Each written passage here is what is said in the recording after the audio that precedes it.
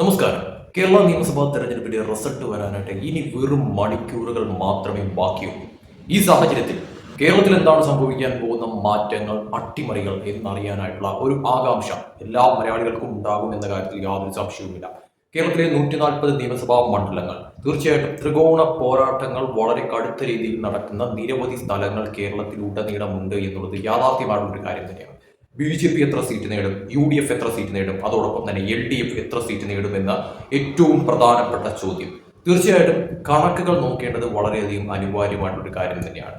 ഇപ്പോൾ തെരഞ്ഞെടുപ്പ് കഴിഞ്ഞ് അന്തിമ ഘട്ടം എത്തി നിൽക്കുന്ന ഈ ഒരു സിറ്റുവേഷനിൽ വളരെ ലേറ്റസ്റ്റ് ആയിട്ട് പുറത്തു വന്നിട്ടുള്ള സർവേ റിസൾട്ട് നോക്കുമ്പോഴത്തേക്കും, അതായത് കേരളത്തിന്റെ ഒരു ചിത്രം എന്തായിരിക്കും, അന്തിമഘട്ട സർവേ റിസൾട്ട്. ഈ സർവേ റിസൾട്ട് നോക്കുമ്പോഴത്തേക്കും കേരളത്തിലെ ഒരു പൊതുചിത്രം എന്താണ്? നമുക്കറിയാം, ദേശീയ തലത്തിൽ നിന്ന് തന്നെയുള്ള സർവേ റിസൾട്ടുകൾ, അങ്ങനെ പല രീതിയിലുള്ള സർവേ റിസൾട്ടുകൾ ഇതിനോടകം തന്നെ പുറത്തു വന്നു കഴിഞ്ഞു. അന്തിമഘട്ടത്തിൽ എന്താണ്, അതായത് തെരഞ്ഞെടുപ്പിന് മണിക്കൂറുകൾ മാത്രം ബാക്കി നിൽക്കുമ്പോഴത്തേക്കും സർവേ റിസൾട്ട് നോക്കുമ്പോഴത്തേക്കും എന്താണ് ഈ പറയുന്ന കേരളത്തിൽ സംഭവിക്കാൻ പോകുന്ന മാറ്റങ്ങൾ എന്ന് നമുക്ക് നോക്കേണ്ടത് അനിവാര്യം തന്നെയാണ്. ഏറ്റവും ലേറ്റസ്റ്റ് ആയിട്ട് വെറുതെ വന്നിട്ടുള്ള സർവേ റിസൾട്ട് പ്രകാരം കേരളത്തിൽ ഒരു വലിയ തോതിലുള്ള അട്ടിമറി സംഭവിക്കാനായിട്ടുള്ള സാധ്യതയുണ്ട് എന്ന് തന്നെയാണ് സർവേ റിസൾട്ട് വ്യക്തമാക്കി പറയുന്ന കാര്യം എന്ന് പറയുന്നത്. അതിൽ LDF 60 മുതൽ 69 സീറ്റുകൾ വരെ നേടാമെന്നാണ് സർവേ റിസൾട്ട് സൂചിപ്പിക്കുന്ന കാര്യം എന്ന് പറയുന്നത്. അതിൽ UDF 68 മുതൽ 75 സീറ്റുകൾ വരെ നേടിയെടുക്കാമെന്നാണ് സർവേ റിസൾട്ട് വ്യക്തമാക്കുന്ന കാര്യം എന്ന് പറയുന്നത്. NDA BJP 2 മുതൽ 5 സീറ്റുകൾ വരെ നേടിയെടുക്കാമെന്നാണ് സർവേ റിസൾട്ട് വ്യക്തമാക്കുന്ന കാര്യമെന്ന് പറയുന്നത്. തീർച്ചയായിട്ടും വളരെ ത്രികോണ പോരാട്ടങ്ങൾ നടക്കുന്ന നിരവധി സ്ഥലങ്ങളുണ്ട്. പ്രവചനാതീതമായിട്ട് കാര്യങ്ങൾ മാറി മറിയാനായിട്ട് ഇടയുള്ള സ്ഥലങ്ങളും ഉണ്ട് എന്നുള്ളത് യാഥാർത്ഥ്യം തന്നെയാണ്. അവിടങ്ങളിലൊക്കെ തന്നെ എന്തായിരിക്കും സംഭവിക്കാൻ പോകുന്നത്, എന്ത് തരം അട്ടിമറിയായിരിക്കും സംഭവിക്കാൻ പോകുന്നത് എന്നുള്ള പ്രധാനപ്പെട്ട ചോദ്യം.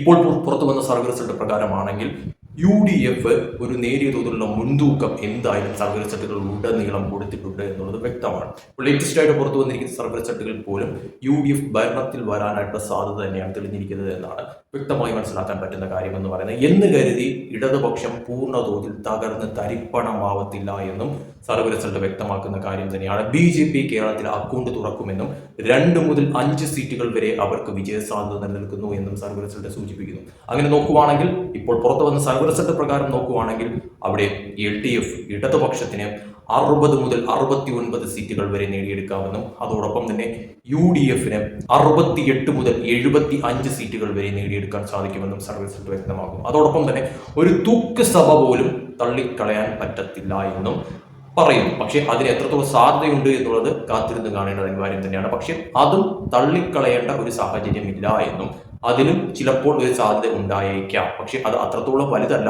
എങ്കിൽ പോലും ആ സാധ്യത തള്ളിക്കളയണ്ട എന്നും സർവേ റിസൾട്ട് വ്യക്തമാക്കുന്നു. അപ്പോൾ തീർച്ചയായിട്ടും ഈ പറയുന്ന തോതിൽ ഇപ്പോൾ ഉടനീളം വന്ന സർവേ റിസൾട്ടുകൾ വെച്ച് നോക്കുമ്പോഴത്തേക്കും കേരളത്തിൽ ഒരു ഭരണമാറ്റം ഉറപ്പാണ് എന്ന് തന്നെയാണ് സർവേ റിസൾട്ടുകൾ വ്യക്തമാക്കുന്ന കാര്യം എന്ന് പറയുന്നത്. അത് LDFനാണ് അനുകൂലം, UDFനാണ് അനുകൂലം. അതിൽ BJPക്കും നേട്ടമുണ്ടാകുന്നു. അതായത് അവർക്ക് അക്കൗണ്ട് തുറക്കാൻ സാധിക്കുന്നു, ഒന്നിൽ കൂടുതൽ സീറ്റുകൾ നേടിയെടുക്കാൻ സാധിക്കുമെന്നും സർവേ റിസൾട്ടുകൾ വ്യക്തമാക്കുന്നു. തൂക്കുസഭകൾ പോലും ചില സർവേ റിസൾട്ടുകൾ പറയുന്നു. അങ്ങനെ നോക്കുമ്പോഴത്തേക്കും തീർച്ചയായിട്ടും കേരളത്തിൽ എന്താണ് സംഭവിക്കാൻ പോകുന്നത്, മണിക്കൂറുകൾ കഴിയുമ്പോഴത്തേക്കും കേരളം ആര് ഭരിക്കും, നിലവിലുള്ള സർക്കാർ ഈ പറയുന്ന തോതിൽ LDF എല്ലാ അർത്ഥത്തിലും പിന്നോട്ട് പോകുന്ന തരത്തിലോട്ട്, അതായത് ഭരണത്തിൽ നിന്നും ഇറങ്ങേണ്ടി വരുന്ന തരത്തിലോട്ട് കാര്യങ്ങൾ മാറുന്നു. ഒരു മൂന്നാം തവണ, ഒരു തേർഡ് ടേം ഇടതുപക്ഷത്തിന് ഭരിക്കാൻ അവസരം കിട്ടുമോ? അതല്ല, ഇനി UDFന് ഈ പറയുന്ന 2 തവണയും പ്രതിപക്ഷ സ്ഥാനത്തിരിക്കേണ്ടി വന്ന UDFന് 3-ാം തവണ അതിശക്തമായി തന്നെ തിരിച്ചു വരാൻ സാധിക്കുന്ന തരത്തിലോട്ട് കാര്യങ്ങൾ എത്തും. BJP കേരളത്തിൽ അക്കൗണ്ട് തുറക്കത്തില്ല എന്ന് പറയുന്ന BJP എതിർപക്ഷമായിട്ടുള്ള പ്രതിപക്ഷമായിട്ടുള്ള കോൺഗ്രസും അതോടൊപ്പം തന്നെ ഇടതുപക്ഷവും മറ്റു പാർട്ടിക്കാരും ഒക്കെ തന്നെ കേരളത്തിൽ BJP അക്കൗണ്ട് തുറക്കത്തില്ല ഇത്തവണത്തെ നിയമസഭാ തെരഞ്ഞെടുപ്പിൽ എന്ന് പറയുന്നതിനെ എല്ലാം കാറ്റിൽ പറത്തിക്കൊണ്ട് BJP കേരളത്തിൽ അക്കൗണ്ട് തുറക്കുമോ എന്നുള്ള പ്രധാനപ്പെട്ട ചോദ്യം. തീർച്ചയായിട്ടും കേരളത്തിൽ ഈ പുറത്തു വന്നിരിക്കുന്ന സർവേ റിസൾട്ടുകൾ പ്രകാരമൊക്കെ തന്നെ നോക്കുമ്പോഴത്തേക്കും വമ്പൻ അട്ടിമറികൾക്ക് തന്നെയാണ് സാധ്യത കൂടുതലായി കാണുന്നത്.